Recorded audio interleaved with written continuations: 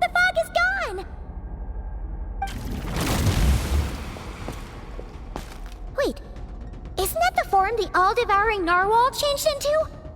How come he knows that, too? Really? So, you're telling Paimon that giant whale and this guy can both turn into the fowl? How does that work? It's a subconscious instinct. Any intelligent being who longs for his level of strength is bound to mimic his appearance. It's a natural response after encountering someone as powerful as Master. To them, he represents ultimate power. We know the person before us has encountered Master, and we know he stole a portion of my power. So it's not surprising that he would assume this form. Okay.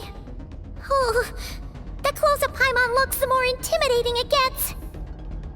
Nervalette isn't here this time, so it's up to us. He won't have the nerve to steal again after we're done with him. Let's teach this guy a lesson.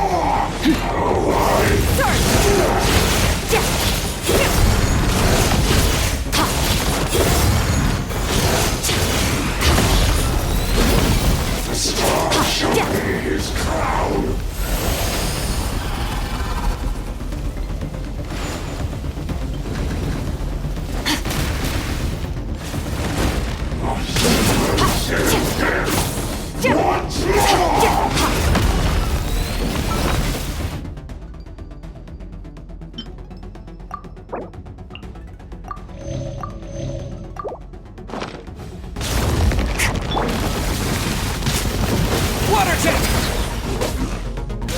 Yeah!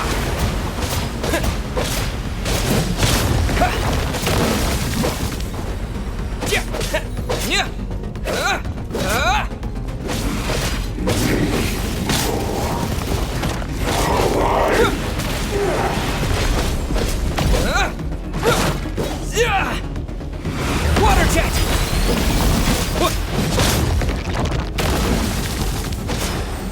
Go!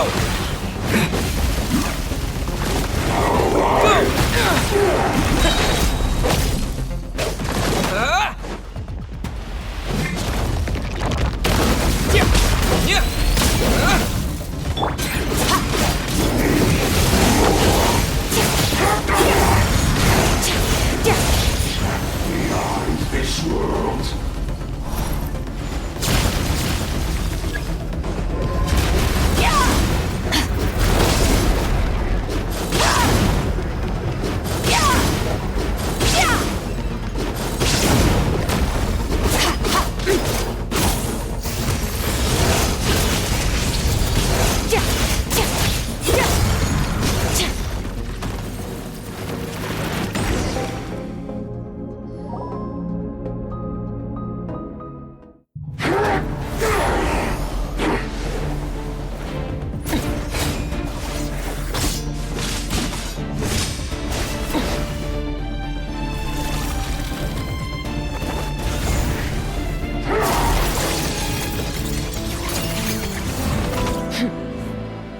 Haven't had enough of my power.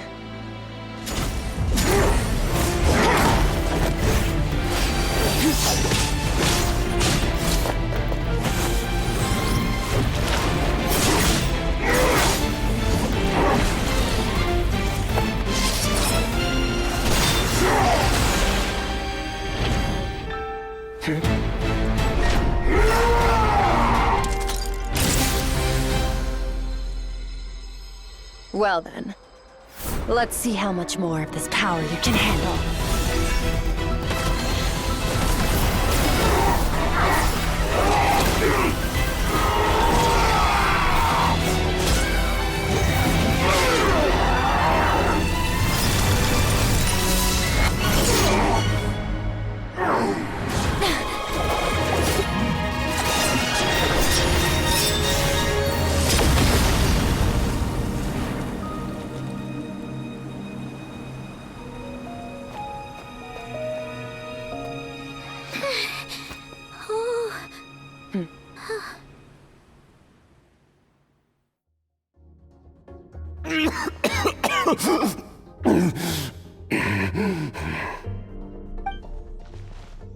Well, have you come to your senses? You saw that my body was at its limit. So, you deliberately channeled your power into me, knowing that it would destroy my shell from within. Such power, such keen battle instincts. So you must be... Skirk, Sertologi's disciple. How long has it been? How long has he been away from Tevat? Hundreds of years. Hundreds?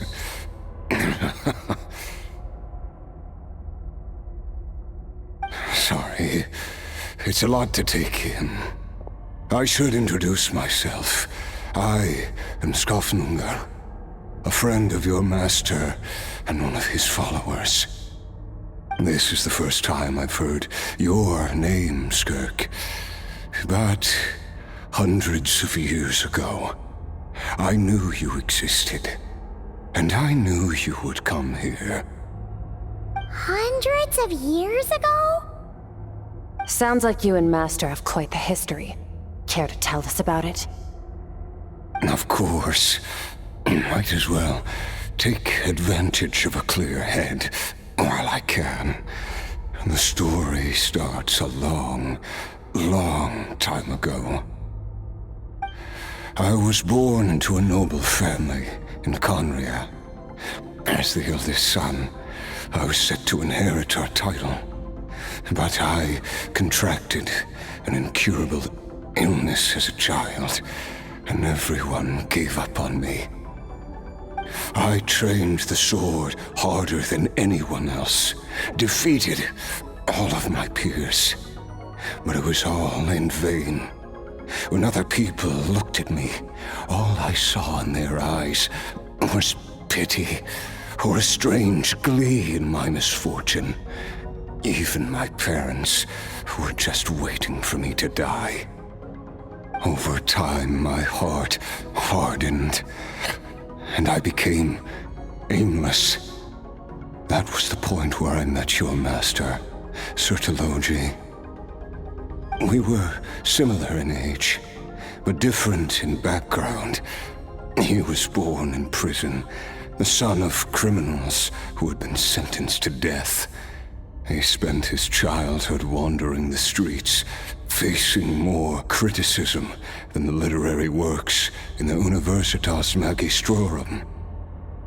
Yet, he always wore a smile on his face, as if kindness and malice were one and the same, and he could not see the difference. I still remember what he said to me when we first met. You need to fight to survive. Even if it's a losing battle, it should light a fire under you. How can you sit back like this and go down without a fight? That does sound like something he would say. He was the first to acknowledge that I was worth something, and he inspired me to keep going. When we sparred together, it was the first time I'd actually felt the thrill of combat. When I was 10, he stole forbidden research materials and managed to cure my illness. It was like there was nothing in this world he couldn't accomplish. When it came to the human form, he was always intent on pushing the boundaries of possibility. But somewhere along the way, I fell behind. My talents were nothing compared to his, and at some point, I realized he had pulled so far ahead, I was too embarrassed to even ask him to spar. After his grand endeavor was successful, he sought me out and said to me, "This planet no longer holds anything of interest to me, so I'm leaving. But first, I have an offer. I can use a power I have just refined to break the curse of immortality for you. Your death was once what we worked so hard to prevent. But the immortality you now face is a different kind of pain altogether." I'll pass. Immortality doesn't sound so bad to me. Since I can't die, it means I have an infinite amount of time to get stronger. Maybe I'll finally catch up to you one day, and we can spar like we used to. Are you sure? I cannot say when I will return. Your body, or rather, your soul, might not be able to withstand this curse. All I can do is try. After all, a wise man once told me, people need to fight for their own survival. Wise indeed. Nevertheless, if you grow weary of the pain of immortality, and wish to experience a good sparring match before you wither away, seek out my disciple. Disciple? Never thought I'd hear that word coming from you. Nor I. But Vedifenir said I was destined to find a disciple out there in the universe, and bring her to Tibet. You know as well as I, Vedifenir's prophecies are never wrong. Well, now I'm curious about who this disciple of yours will be. All Vedifenir said was that one day, the stars shall bow in her honor. Sounds pretty impressive. Of course. Only the most outstanding people would have the right to become my disciple. Still self-assured as ever, I see. But you're not wrong. I'll be leaving then. Oh, and if you were serious about getting stronger, I left you a little gift in the primordial sea. As I've said before, walk whatever path you want. Freedom means even the wicked get to make their own choices. Waiting for me in the primordial sea was the all-devouring narwhal, already beaten into submission by Sertologi. In its weakened state, I was able to cut off part of its flesh and sew it into my own heart. Your heart? That sounds like torture! How did you even survive that? Because, of course, I bear the curse of immortality. So, you used the curse to turn yourself into a vessel for power. Even with that whale's ability, devouring power like that is not something the human body can withstand. With your body and soul constantly at the breaking point, it was the curse of immortality that sustained you. But that is not the path to strength. You have to pour your heart into it, work for it, dream of it. Instead, you stole something that didn't belong to you, and it backfired. You're right. I should have known better, but I had already pushed myself to my limits, and he was still miles ahead of me. So I had to take a leap of faith. I miss your master. I miss the days when we were all together, troublemakers without a home. I don't regret the choice I made. But if you'll allow it, I do want to apologize. To both of you. After the beating we just gave you, I think we can call it even. You're an interesting one as well.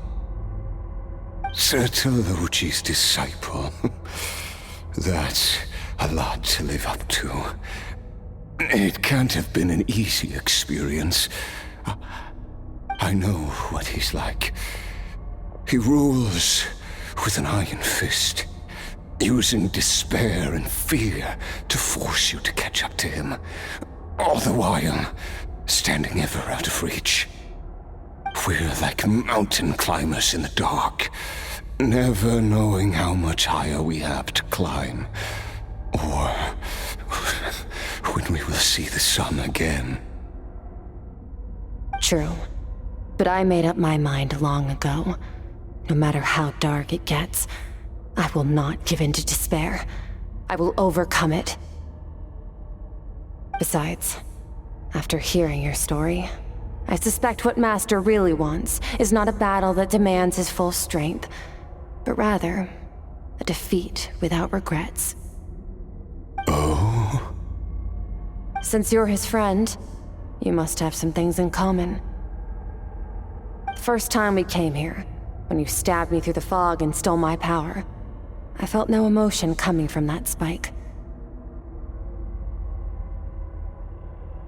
But when you had to devote all your strength fighting me just now, I could feel joy and passion emanating from your blade.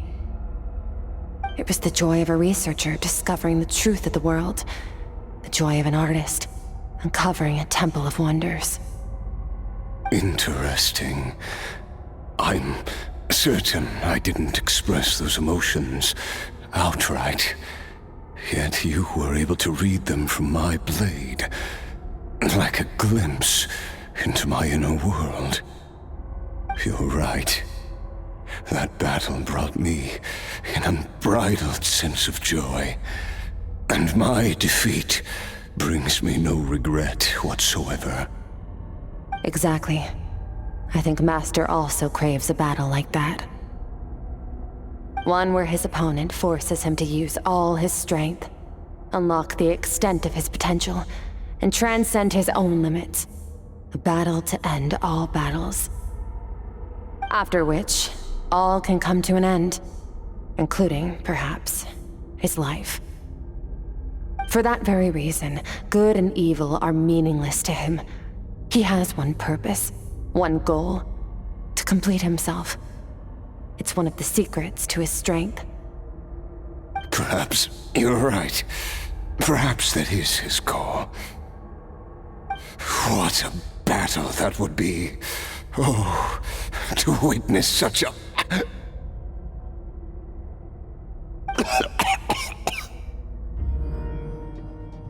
Are you okay? Too many different kinds of power are surging through my body. The curse of immortality allows it all to coexist, but it does not remove the pain. I won't be able to hold on to my sanity for much longer. What a shame. I would have loved to witness that battle. Sertologi once offered to free me from this curse. Now, I must ask that of you, Skirk. Can you release me from the pain? I can, but not through death, if that's what you were hoping for. It's not a suitable punishment for your crime. As an alternative, I can take your consciousness, along with all the power you've consumed, and smash it to pieces. The impurities will dissipate, and under the curse of immortality, your mind and body will regenerate. When that process is complete, you will be back to who you were before, no longer tortured by powers you can't control. But it will be a time-consuming and painful process. The decision is yours to make. I accept. And who knows? Perhaps I'll wake up in time to witness your great battle with Sertologi. I have faith that you'll be able to stand against him one day. Though I know it'll be a long and arduous road. If we are climbers in the dark, it appears the dawn has finally broken for me. But your ascent continues. At least, it looks like you are not alone on your journey. I will reach the top of this mountain, no matter what it takes. And you, Skofnunger, will be my witness at the end of all things. Whew, that's finally over. Let's get out of here. Huh! At least we don't have to make a mad dash for the exit like last time.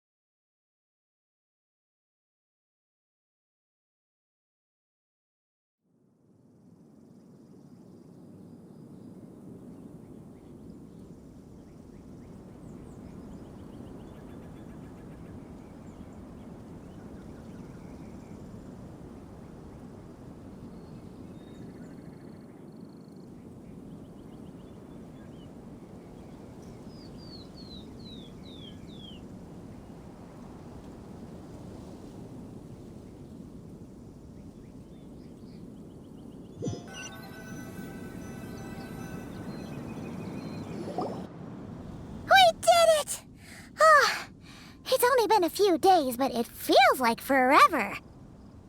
Once again, we've proved there's nothing we can't overcome. We're just that awesome. Wow, you sound even more confident than usual. Guess you really have become stronger. Today sure went by fast. It's night already. Oh wait, that reminds Paimon. The stars you mentioned, the ones that died out, are they back now? Yes. The power Skofnunger stole has been returned. So, the stars have regained their light. Great! Huh, it's crazy that you even noticed their light was gone. There are so many stars in the sky. If a few disappeared, Paimon definitely wouldn't be able to tell. I suppose it's because I have gazed upon this sky for centuries. The false stars, hanging in the meticulously planned sky, glittering with rotten light. It's not real. And yet, it is for that very reason that I can look upon it and enjoy the momentary peace it brings. Even the most beautiful of bubbles has to burst. We will return to the real universe one day, whether of our own volition or not. Time marches ever forward. Even the innocent and naive will taste life's bitterness. Yet through hardship, we grow until we learn to seize the sands of time for ourselves and uncover our true strength. Though we gaze upon a false sky, its vastness and majesty is palpable. One can only wonder, what is it going to take for kindness to reign supreme in the vast expanse of the universe? Ugh, this is all going over Paimon's head. But if she knows one thing, it's that the Traveler always finds a way. Ever since we met, he has filled Paimon's days with happiness. No matter how tough things get, he always finds a way to make it better. If it's too big a job for one person, then we'll do it with two. And if two's still not enough, then three. We've met so many amazing friends and accomplished so many amazing things. As long as we don't give up, we can make any wish come true. I suppose when it comes to you, anything is possible. Well, I should be going. Now that my power is no longer isolated from my emotions, I need more practice to get used to it. I suppose fate will decide. Maybe we'll bump into each other on the street. Or maybe we'll reunite on a different planet entirely. Regardless, reunions and partings are but passing moments. More than anything, I hope that at the end of this journey, wherever it takes us, we stand in a world reborn. One without war, pain, or forced partings. One where new life can bloom, even where there was once nothing but scorched earth. For this, we must all work to become stronger. Goodbye, Traveler. Remember your training. Make sure to put it to use. Bye!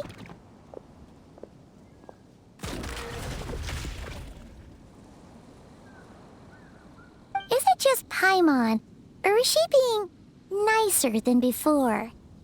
We definitely count as friends after all that, don't you think? Hey, what do you think about camping here tonight? There's nothing quite like sleeping under the stars. Come tomorrow, we can continue our journey. Oh, and since Paimon treated you to that super nice meal at Wanmin Restaurant, it's about time you returned the favor.